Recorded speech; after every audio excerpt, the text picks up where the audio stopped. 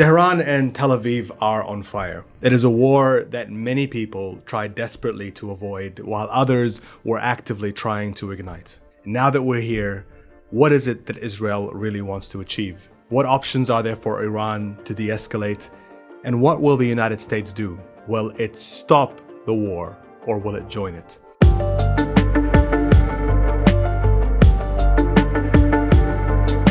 Welcome to the Big Picture Podcast. My name is Mohammed Hassan, and today I am joined by Middle East Eye's Editor-in-Chief, David Hearst. David, welcome back to the show.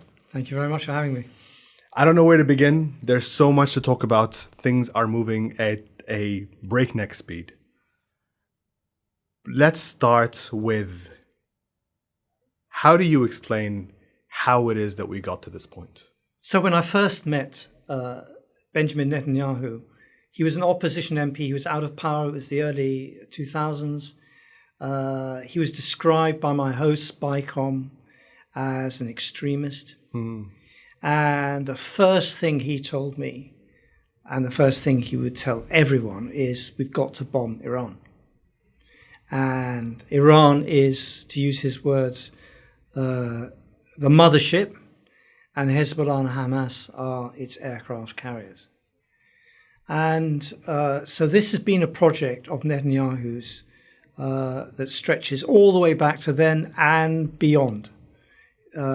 He said over the weekend that he has been waiting for this moment for 40 years in an address to the Israeli people.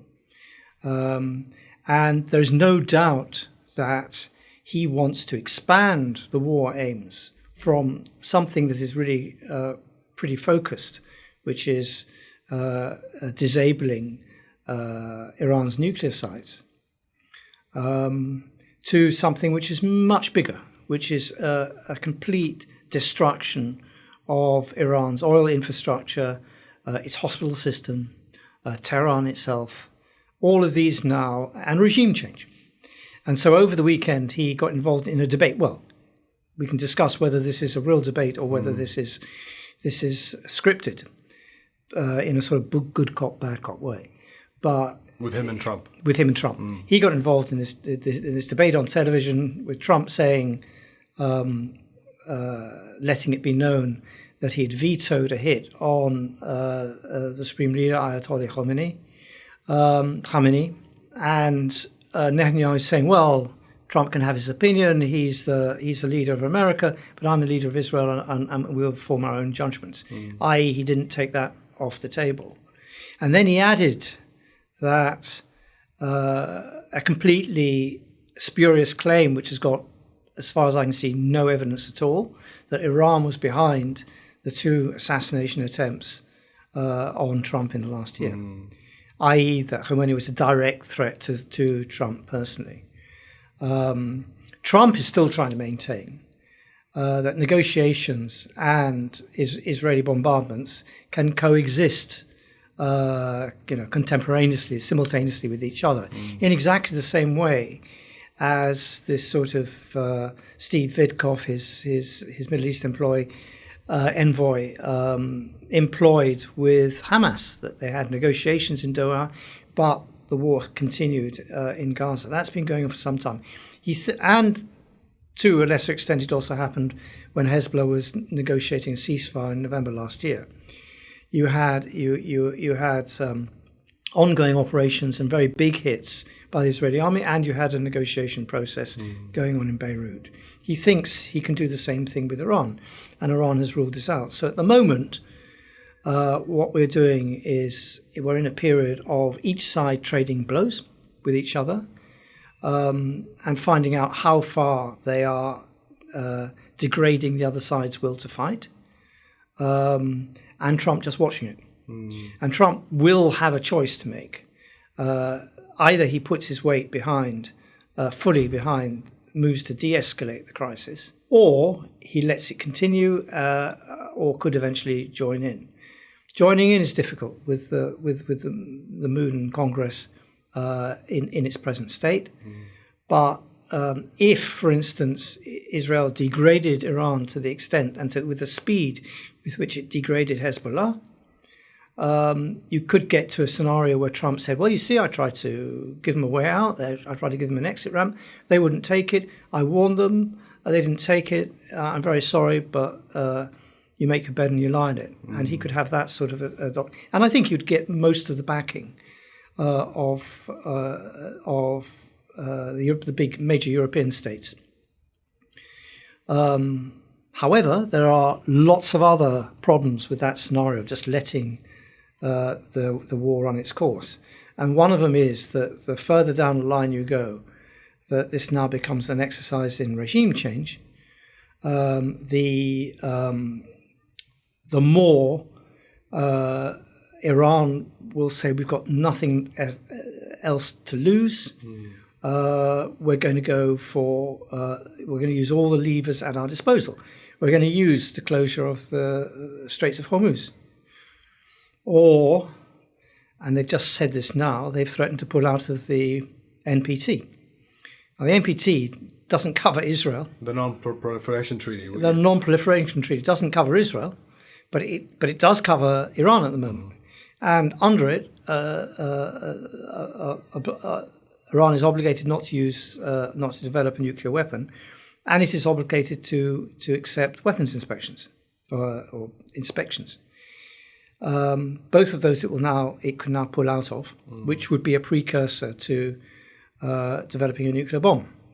Now, my argument, the argument I argued in today's column, was that the more Iran's back is to a wall, the more likely they are to develop a nuclear weapon with the fissile material that they've got.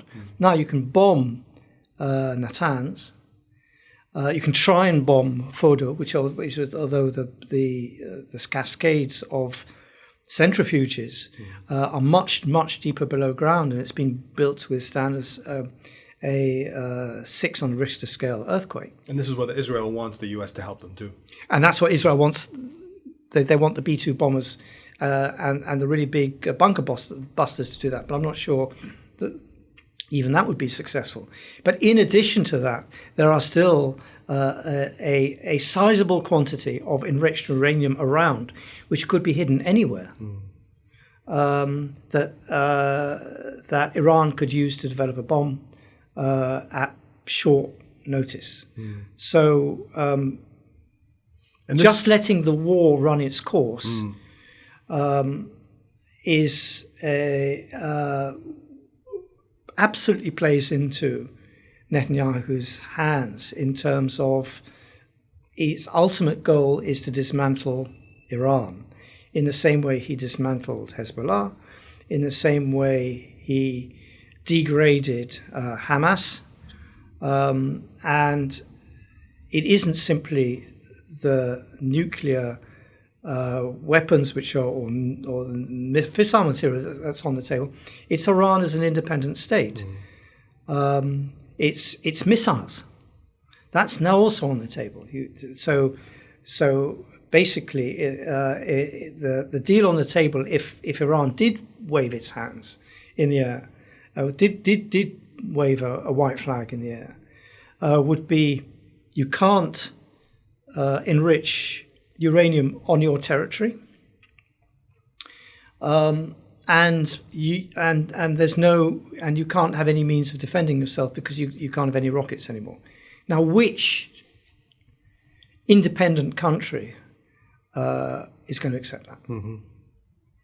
Let alone a country that calls itself an Islamic Republic. So let's talk about Iran then. And you wrote in your column about Iran being pushed further and further to seeing having a nuclear weapon as its only form of protection, as its only form of deterrence. And well, the last time we spoke on this show, it was a year ago now. It's actually hard to believe how much has happened since then. But this was the first time that Israel really provoked a response from Iran. And it targeted its embassy in Syria.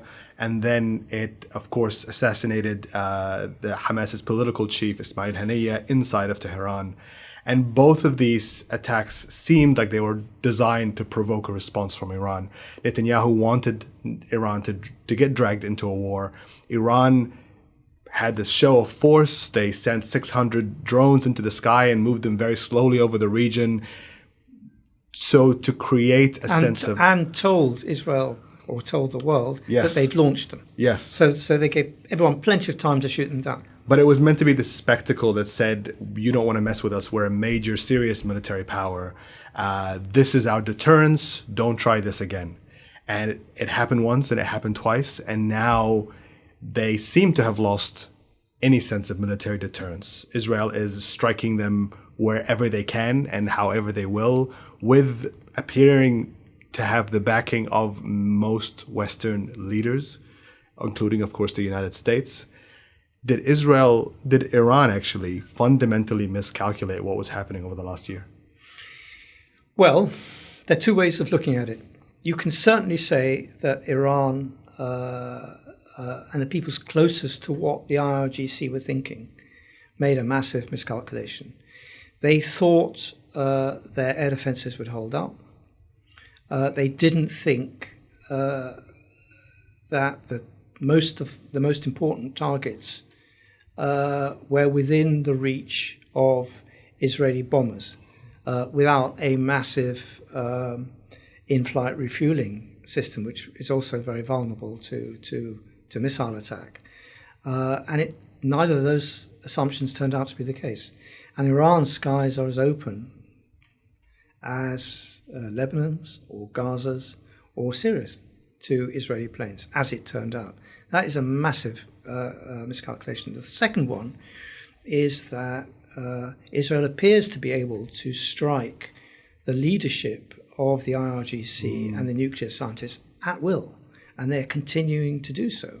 And I'm really puzzled as to how there are no serious counterintelligence efforts made by the IRGC. It's a year, as you said, roughly a year since Ismail Haniyeh was killed in an IRGC building with his bodyguard at a very specific time of the day when they just finished a meeting and he was alone in his room. So not only did Israel know where Haniyeh was, on which floor he was, but even the room. This was hours after Iran had just sworn in their new president. That's right. And basically, nothing has been done to stop that level of detail going to a power with that level of force.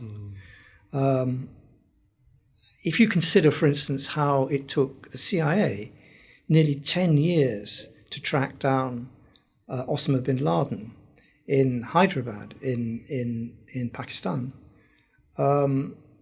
you're now got a situation where the entire leadership of Hezbollah and now the entire leadership of IRGC is just being picked off at will.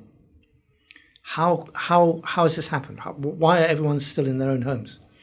Why haven't they hidden all their assets?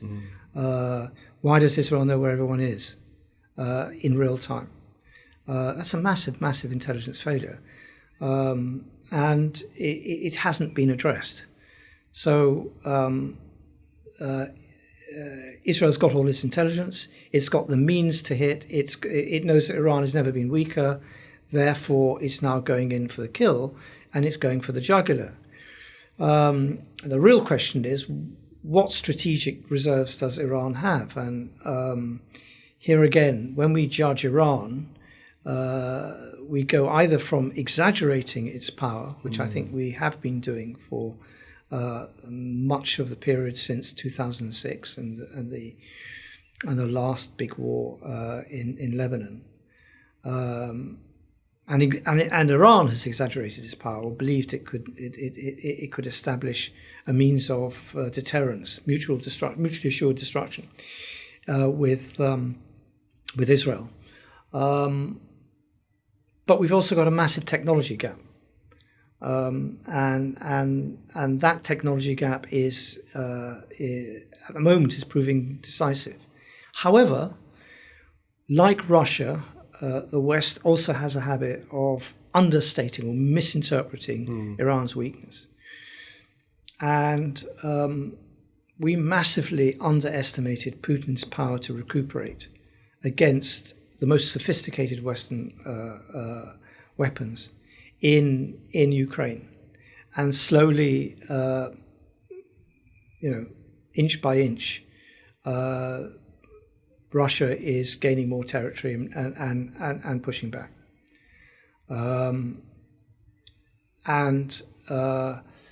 The same could happen in Iraq if Russia decided to pile in on its side. So another unknown question is, A, what happens to the enriched uranium that has already been enriched, and how will it be protected, and will it be the precursor to a bomb?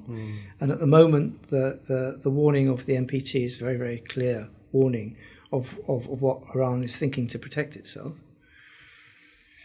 And it's entirely logical that it does that. And exactly the same process is at work in Russia. In fact, when I was a correspondent in Russia, I had endless briefings from people who really knew what they were talking about when it came to wargaming, nuclear war between the Soviet Union and America, and then post-Soviet space.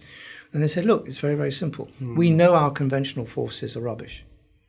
And we know that America and NATO forces would cut through them like a knife. We know they're corrupt. We know. So that makes us rely even more on our nuclear arsenal. Exactly the same logic applies to Iran.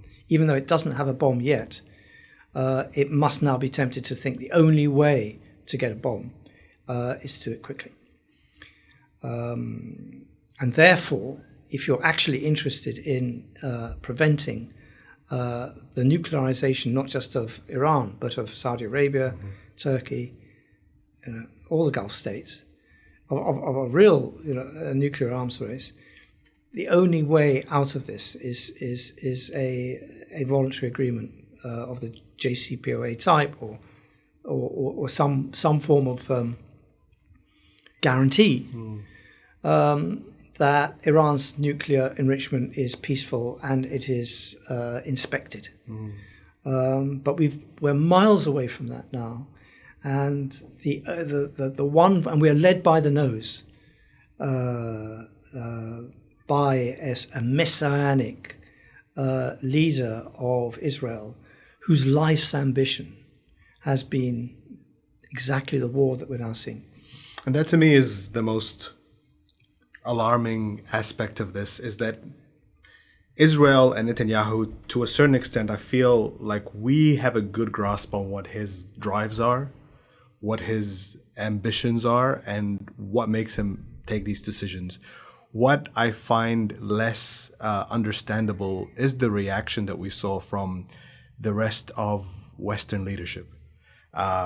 You have, and you mentioned the JCPOA, these were the same countries that signed that deal with Obama to curb Iran's nuclear program, and then lift those sanctions, and that was seen and agreed upon by most of Western Europe as well as the United States to be the most sound, the most rational way of bringing stability to that part of the world. But yes, the sanctions were never lifted. And a major problem with going back to the table again, even if Iran agreed to the condition of not enriching its own uranium, which it won't do now, but even if it did, and even if it said, fine, right, we'll sign the deal on the table, Trump will give you exactly what you want, Trump would not be in a position to lift those sanctions because it now requires a 2/3 majority by Congress. And Congress would not lift those sanctions because they'd be completely under the sway of Netanyahu. So even Joe Biden didn't lift the sanctions that the previous Trump administration, the maximum pressure sanctions that imposed. So it is France's position, for instance, is one of the utmost hypocrisy when it comes to nuclear proliferation, because it says we cannot have a Iranian nuclear program, and so it supports the war aims and it basically supports Trump.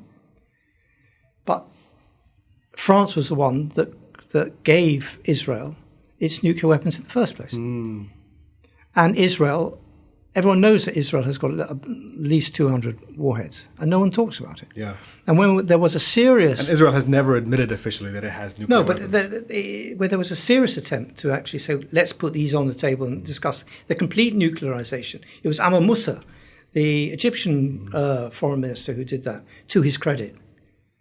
Everyone just laughed that off. But if you really want to, stop a nuclear war or a nuclear exchange happening in the Middle East, Israel's nukes have to be put on the table, obviously. They're not a member of the NPT, and they've never, as you say, they've never acknowledged that they have over 200 warheads or the submarines to deliver them. You're in a position where there is no logic, and we're asking of Iran something that we're pushing Iran into absolute corner. We're really pushing it into the sort of North Korean logic that the only thing that can guarantee its security from a fickle, untrustworthy West that constantly breaks the deals that Iran sign is to actually get a nuclear weapon itself. The logic of now pushing full scale for a nuclear deterrent is becoming unassailable from Iran's point of view. Whether or not you have an ideology that says death to Israel or a theology that says basically God is on your side and we are a religious state, that is, you can put all of those questions to one side. For Iran's self-preservation, if you have people who will dupe you into negotiations while knowing an attack is imminent, what incentive is there to go back to the negotiating table? This time last week, we were looking at a Europe that had become more critical of Israel and Israel's government, and in particular, the ongoing genocide in Gaza, than at any time over the last 2 years. You had somebody like Emmanuel Macron, who was going around actively lobbying other leaders to get behind him and Saudi Arabia's UN push to recognize the state of Palestine. He made a speech in which he said that if Europe doesn't do this, if it doesn't take action against Israel, then it risks losing credibility and it risks undermining the international rules-based order. And then within hours of Israel launching its so-called preemptive strike against Iran, all of their positions changed, and all of a sudden you had France, you had the UK, you had Germany, and of course the US and others rallying behind Israel, rallying behind Netanyahu, and condoning his attacks on Iran, this war that he has ignited. What happened? What are these the same people that have taken both of these positions? Were they ever serious about protecting this rules-based order and upholding their own credibility? They're so weak, and so without a moral center of gravity that it's easy for Israel to manipulate them by events. Macron has become chicken feed, not the leader of a great country. And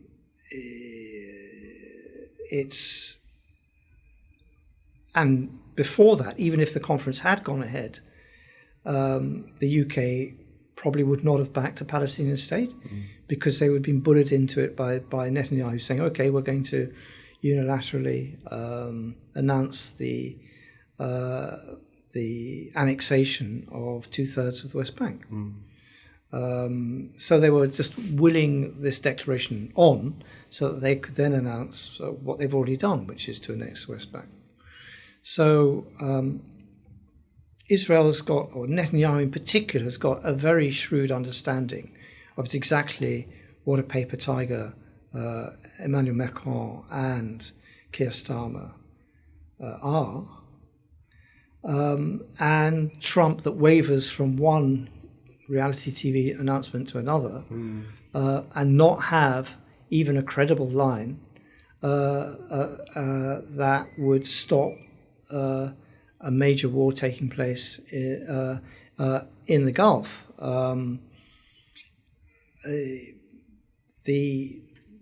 I think Macron has read Europe's weakness brilliantly, and he's very confident that he can keep Trump on side while defying him.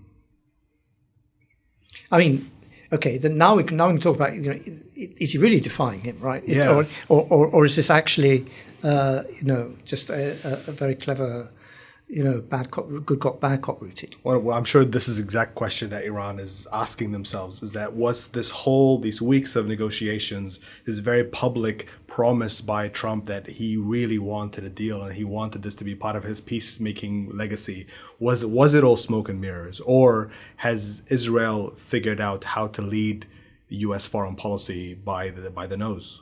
I think Israel has done exactly that. I think Trump's playing around with negotiations allows him to say, look, I gave him every chance. It allows Israel to prepare secretly for a massive blow. He is continuing to supply that blow.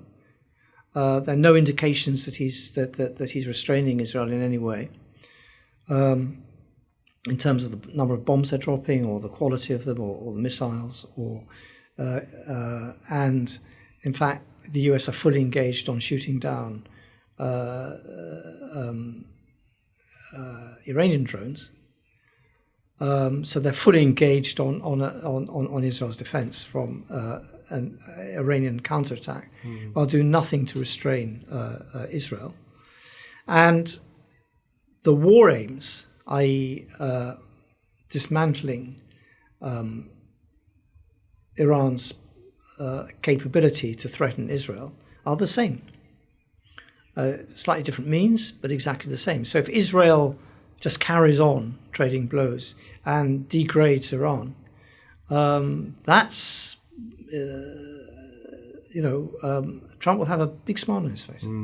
Sitting in the middle between Iran and Israel, geographically but also politically, are the Gulf states, who just weeks ago hosted this extravagant welcome for Donald Trump, poured almost $1 trillion worth of investment into U.S.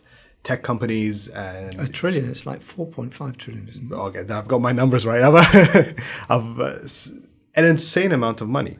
And it appeared that all of that was as a way to win Trump's favor and loyalty, right? He had a huge smile on his face as he was leaving the region. It's the happiest I think I've seen him in a long time. He was marveling at the marble and the jets and the red carpet and all of this kind of stuff. And part of that also seemed like these Gulf states had figured out how to win Trump over without having to appease Israel, which would always seem to be the cost of doing business with the United States. Now they're at a position that seems very precarious. They don't know what's going to happen. They don't know how vulnerable they are. They have these military bases, these U.S. military bases that have protected them and now feel like a liability. Where are these states now? What are they thinking, and how are they assessing the situation? They must be crossing their fingers. And they must be wondering whether the money they shelled out to Trump was actually good value for money. Because Trump hasn't protected them, and he has endangered all the oil and gas traffic in the Gulf. The Strait of Hormuz is a passageway that deals with 21% of the global supply of oil and gas, petroleum liquids. And that's a huge quantity. And that is explicitly now being threatened by Iran. It's also their lifelines, all of these states. Yeah. Now, they have much better relationships with Iran, and they built it up since Iran undoubtedly attacked Aramco 4 years ago, and more now, actually. 2019, yeah. 6 years ago.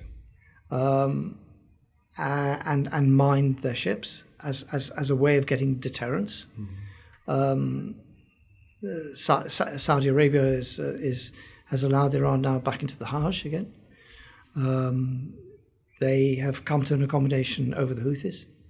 And it was to protect that accommodation that Saudi Arabia persuaded Trump to stop bombing Ansala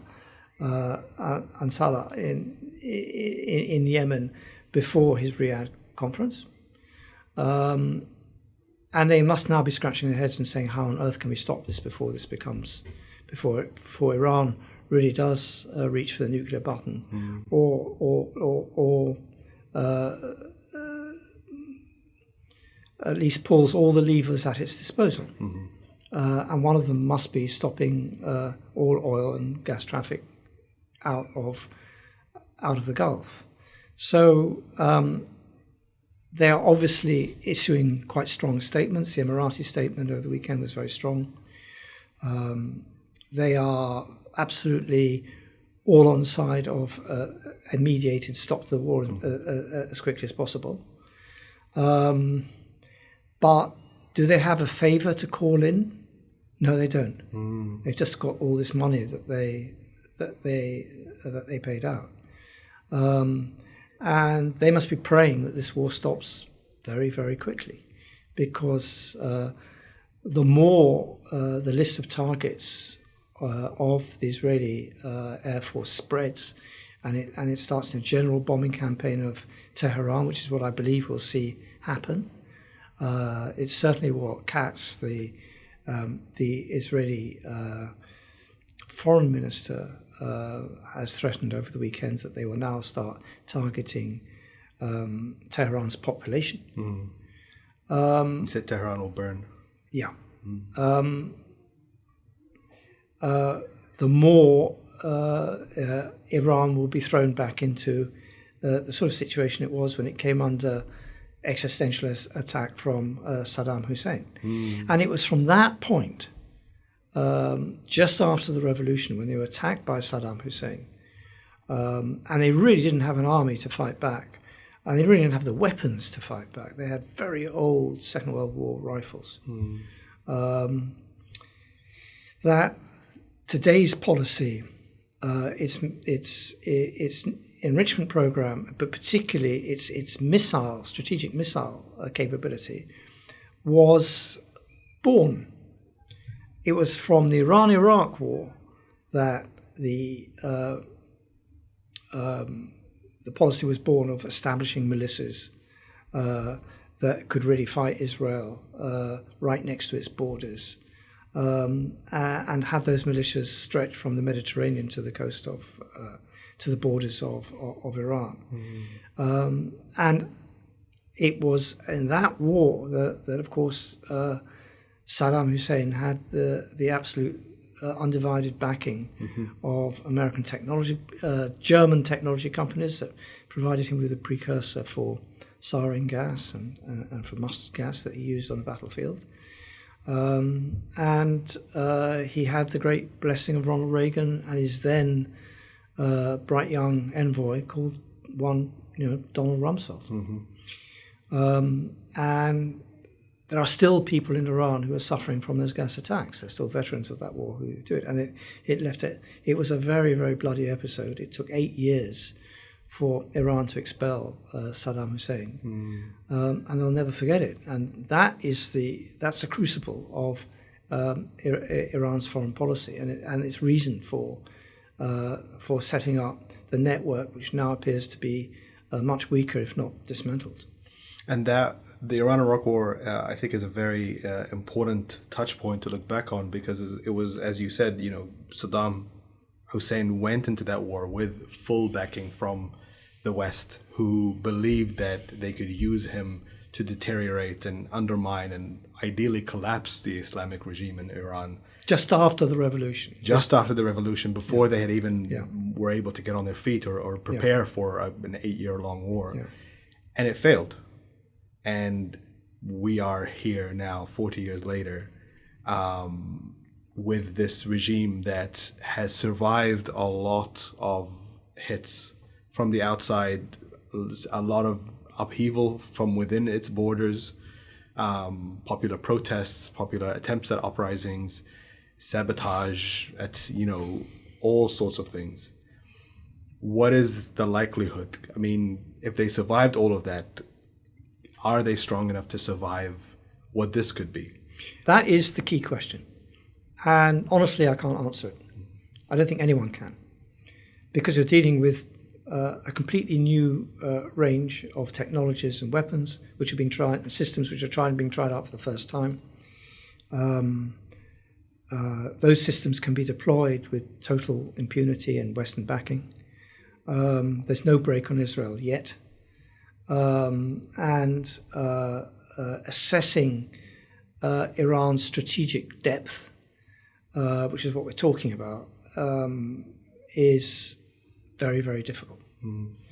The conventional wisdom is that Israel will not be able to break through the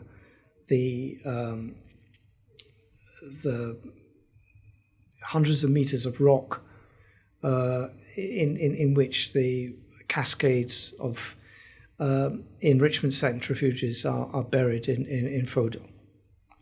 But we've seen conventional wisdom being upended before. The conventional wisdom is that Iran is a country of 92, 97 million people being attacked by a country of 5 million people. And that it is a real country and a real state, unlike anything that Israel has fought since 1973. So Israel has purely been used to fighting civilian populations and insurgencies and militias. It's never come face to face with a proper army and a proper state with its own missiles, and we'll see how it copes with that. How the other unanswered question is, so two unanswered questions: how much punishment can Iran take? Number one. Number two, how long can Israel keep it up? Because their population faces being in air raid shelters for not just one night or 2 nights, but for months on end. Is Israel's economy shot to pieces? There's war fatigue from the reservists. They have difficulty getting reservists for another stage of the campaign in Gaza, which is still carrying on. How long can they keep up war on all fronts, which is now the recipe that Netanyahu has delivered? And at what time will they say enough's enough? We're now going to sue for peace, which would involve kicking Netanyahu out of power and a new election and a new government. But what we're not asking ourselves is how long can physically Israel keep this up? So we're now in a situation where people are trading blows, but neither side quite knows how tough the other side is. Right, and because, I mean, a lot gets said about Israel's Iron Dome technology, which has protected it this far from any kind of real fundamental damage from Iran's missiles. But although, I mean, Israel is sustaining more damage now than at any time in the last 2 years. And this is costing it, so for it to replenish its Iron Dome, this is billions of dollars every single day that it is spending on these anti-air missiles. Yes, and I mean, the other thing is that Ben Gurion Airport is shut. Israeli airspace is shut. And that will be costing Israel untold millions of lost trade and lost income. How long can it keep on carry on like that? That, again, these are unanswered questions. So it's now a question of, they've just had the equivalent of Operation Barbarossa when Hitler attacked Stalin by surprise. And Russia had this massive strategic depth, although it lost a huge amount of its industrial output in the western half of Russia, but moved everything it had eastwards out of range of the Luftwaffe.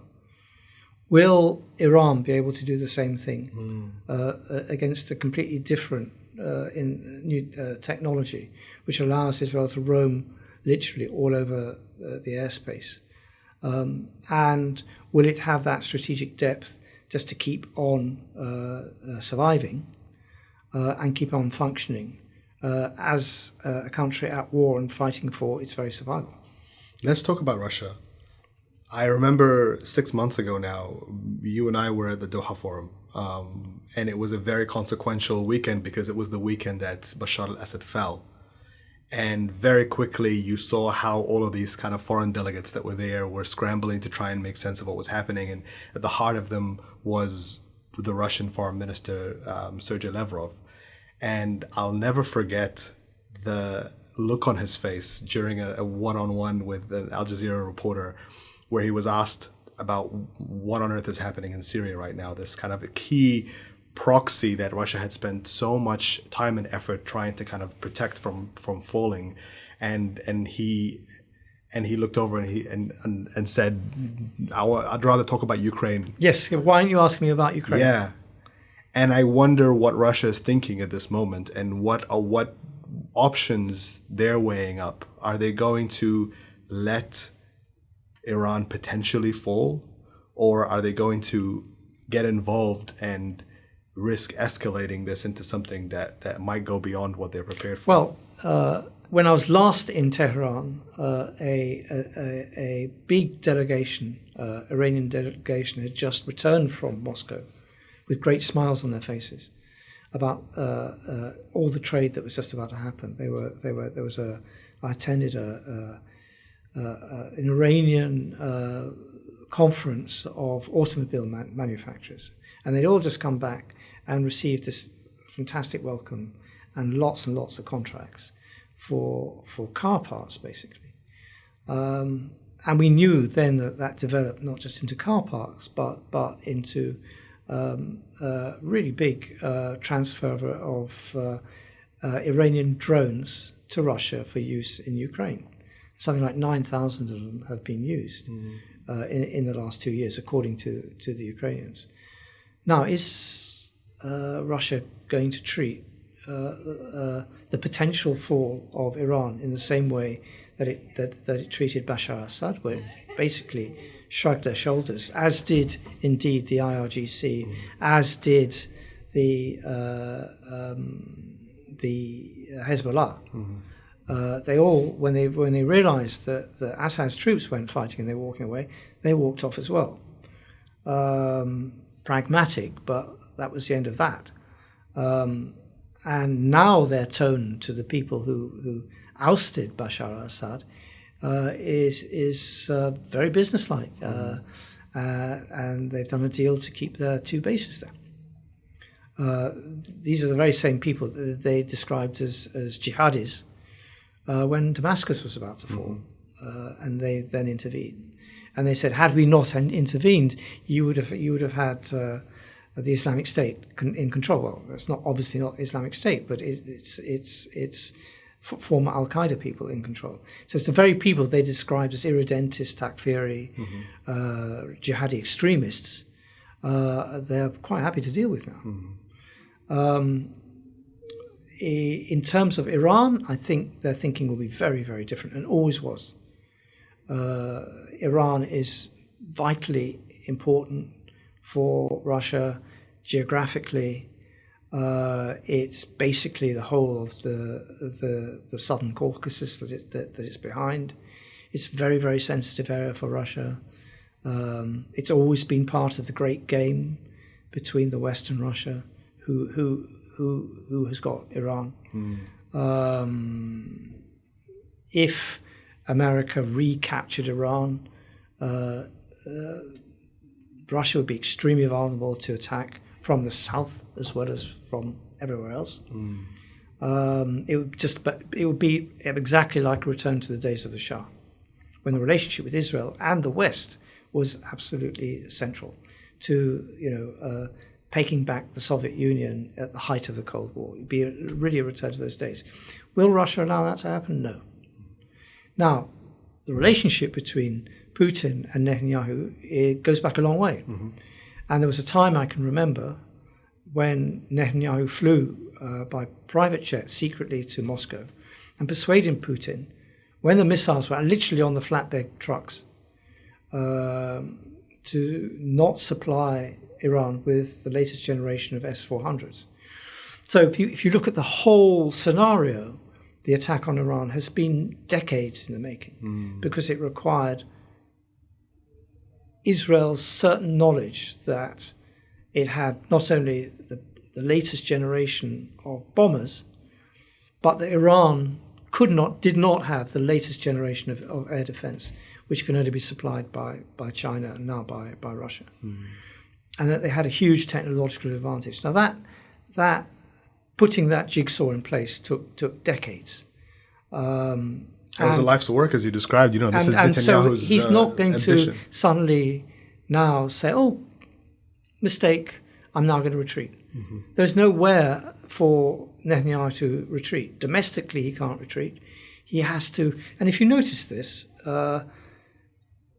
each war one closes down, another war opens up. So at the very point at which Gaza was coming possibly to some sort of solution, he opened up a new war with Lebanon and expanded, and with Hezbollah, and expanded it. Hezbollah just traded fire in the Shebaa farms. But it quickly ballooned out and out and out and became more and more. And as each side traded blows, Israel said, "You see, this is a war about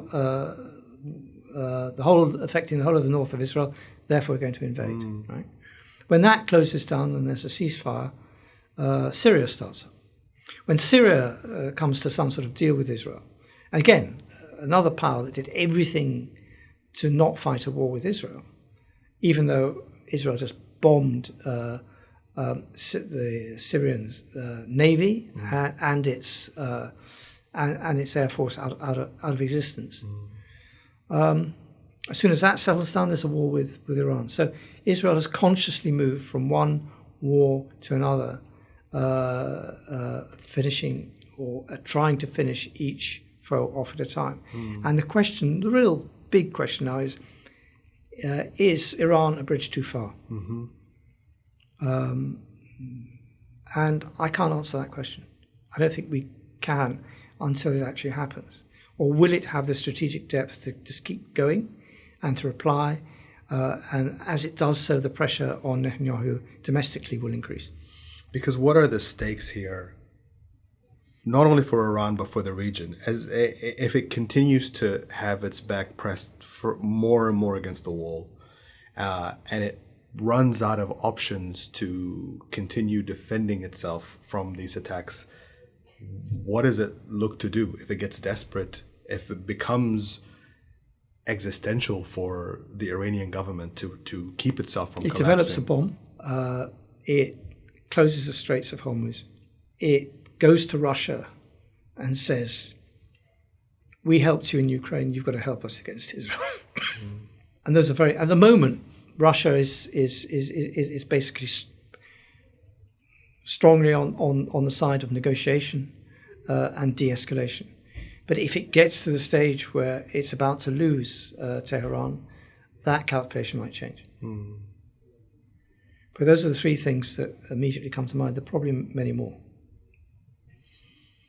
And I guess my final question is, if we think about the last 2 years and what has been happening in Gaza and what Israel has been navigating internationally in terms of public opinion, in terms of legal challenges, in terms of Western backing, there has been this question about the rules-based order, about international human rights, about the structure that we, at least on paper, believed that we had lived in for the last half a century. And there has been a lot to undermine that by allowing Israel to continue as it has. And now we're at a point where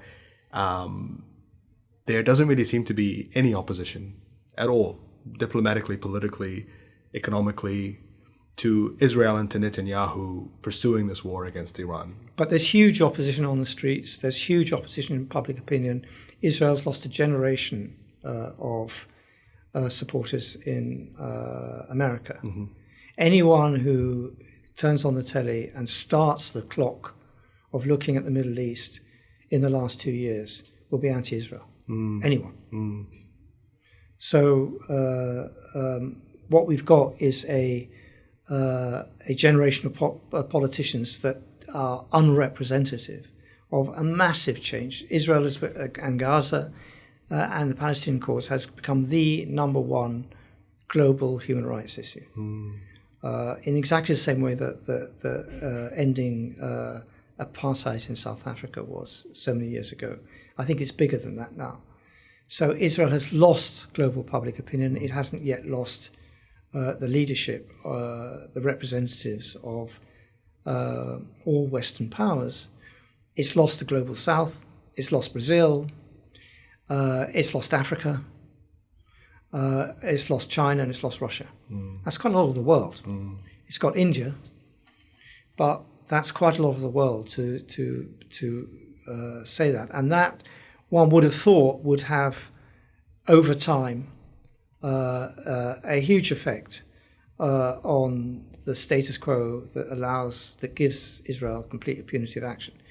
And there are battles everywhere. There's a battle, we've been covering that battle in The Hague, in the ICC, where Israel has absolutely tried to pervert the course of international justice with pressure on Karim Khan, the British KC and prosecutor, who's trying to serve 2 warrants on Netanyahu and his former defense minister, Yoav Gallant, and served more warrants on other Israeli ministers like Smotrich and Ben-Gvir. They're absolutely involved in basically in threats, in open threats to the ICC. So if we say we need an international court of justice to try the likes of Muammar Gaddafi or Joseph Kony of the Lord's Resistance Army or Omar al-Bashir of former president of Sudan, how can we possibly maintain, as Lindsey Graham so delicately put it, this is a court for Africans only? It's unsustainable. I think basically we're seeing the last generation of Western leader who gives Israel that blanket support. That doesn't necessarily mean that the West turns into an enemy for Israel, but I think the era of impunity for Israel is historically at an end. But you're seeing a very long tail end of that impunity, which is all about European guilt for the Holocaust. But we're moving to a post-Holocaust generation where those arguments now no longer apply. And if anyone talks about the Holocaust, they'll say, well, what did you do in Gaza? So, but the other process that is happening here is that while Israel is getting stronger and stronger, simply militarily stronger and stronger, and is now using all the arms at its disposal in a way that is completely unhindered and unchained, and is being supported. It's being supported by Britain, who is now sending RAF jets over to the area. They're probably also shooting down drones. Well, they did the last time. We don't know what they're doing now. But they could easily be shooting down drones, the Iranian drones, to protect Israel. And British involvement could be actually quite overt if the Straits of Hormuz did actually close. Because they could say this is a British interest and we're going to put our boots on the ground to stop it.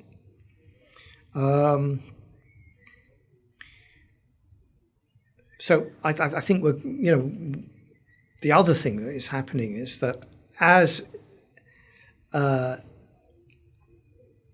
Western powers argue the unarguable, argue the unsustainable, while it is so obvious that Israel has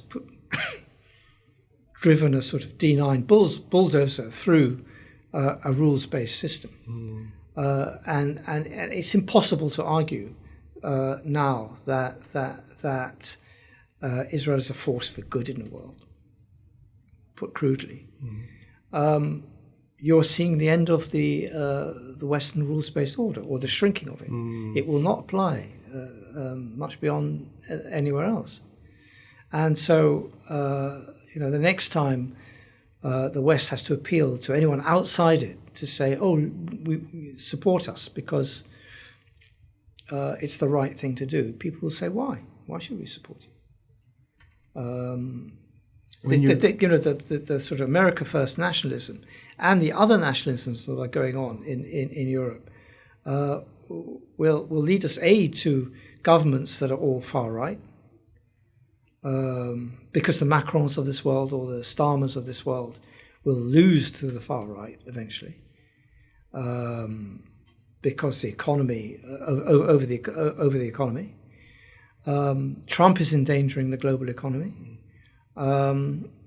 And we won't have, at the end of it, any props or any international system because it has been weakened. I mean, routinely the UN argue that the Gaza war should be stopped on humanitarian grounds, and routinely it is completely ignored. It's now become just a talking shop. There's no power. The UN has got absolutely no power now in Gaza. And once it had a huge say and a huge moral voice. But if you don't have the Western leaders who are willing to back it up, you've got no UN. And we should really look at this, because we will need the UN at some point. Because our power will decline, and China's will increase. How can we then go to the UN and say, stop what China's doing? We won't be able to do that anymore. So it's desperately short-sighted policy. It has it is so obviously wrong, it can't be defended. And it is the cynical tail end of a colonial era that is passing and declining. And it seems that Donald Trump, and we're only 4 months into his second term, it seems that he is in a lot of ways heralding something new, or actually something old, an old way of power, an old way of leadership. And in a very, very short amount of time, you saw a lot of European leaders go, not just European leaders, a lot of world leaders go from being cynical and oppositional to him to falling in line and finding ways to appease him and talk to him and speak honeyed words into his ear to get his attention. And you have this situation that is unfolding very dramatically, that he is definitely has a hand in, and has no intention of trying to stop. And when we talk about the rules-based order, when we talk about the ICC, which is now under sanction by the United States government, and the United Nations, which has been actively undermined and attacked by even Trump himself, who threatened at some point that he might defund the United Nations, have we entered a new reality, a new way of doing things? And what does that look like? What does the world look like? Well, at the moment it's chaos. And might is right. I mean, every time one sort of thinks about, or I'm asked about Trump, I immediately think about, well, hang on a moment, what happened under Obama, what happened under Biden? This decline and this retreat happened over 3-4 presidencies. The whole history of intervention, basically since Kosovo, right? So you're talking about the first quarter of the 21st century and the last few years of the last century have all been military defeats for NATO or the coalition of the willing. It's not a single thing that's gone right. And we've had very big economic shocks and could be about to have another one as well. if America defaults on its historic debt. So this decline and things going wrong for Western military projects or liberal interventionism has been happening over a number of presidents. It's not just Trump. Trump is an accelerant to a process that's now been happening ever since 1999, when the ruble crashed and we suddenly said, "Who lost Russia?" That's the moment at which everything's gone wrong for us. So we're dealing with a really quite, and China has grown by default rather than by design. It's filling the spaces. It's the only country that basically hasn't fought a war in the last quarter of a century,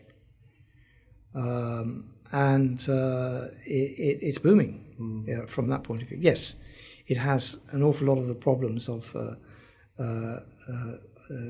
from COVID, and also from the bubble of its real estate.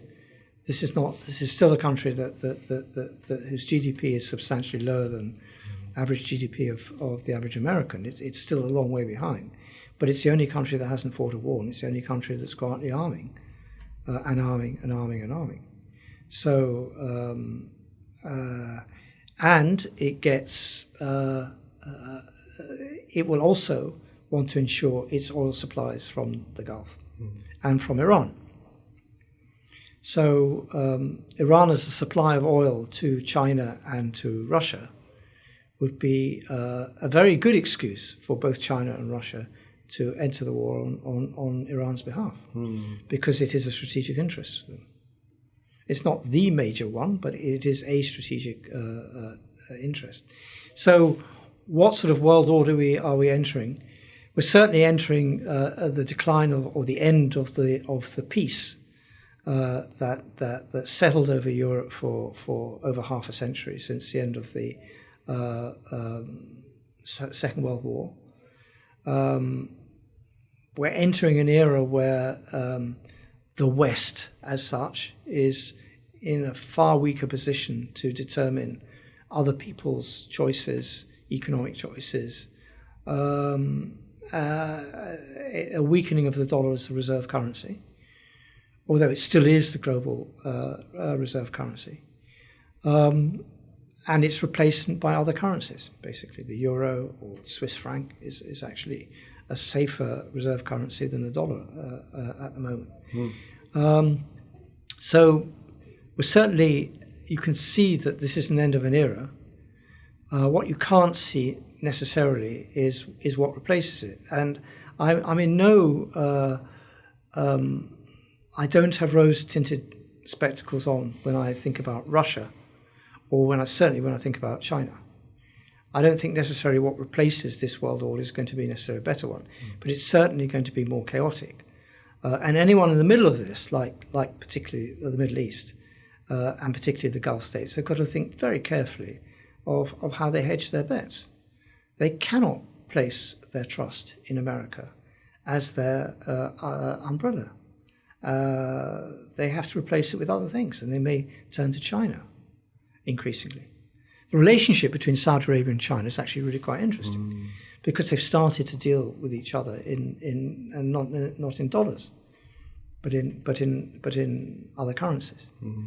So long term, I see those relationships developing, particularly the security relationship.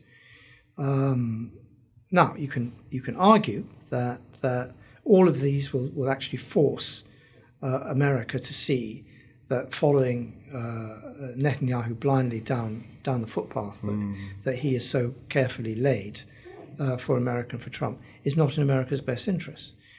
But so far, that hasn't happened. It'll be interesting to monitor in the next few days and weeks the opinion of Republican senators in the Congress, because that might give us the first indication of second thoughts about following Israel into regime change in Tehran for all the reasons we've been talking about for the last hour. Yeah. David Hearst, it's always a pleasure. Thank you. We'll keep an eye on what's happening. I'm sure there'll be many surprises in the days to come. And again, thank you for being here. Thank you for having me. Thank you for listening to this episode of The Big Picture, and a big thank you to Middle East Eye's Editor-in-Chief, David Hearst, for being our guest today. You could read his column by going to our website at middleeasteye.net. As always, you can listen to all of our episodes in audio format wherever you get your podcasts from. Please leave your thoughts in the comments below. Tell us how you felt about this conversation, what you think about the war that is unfolding between Iran and Israel. And as always, my name is Mohammed Hassan. Salam.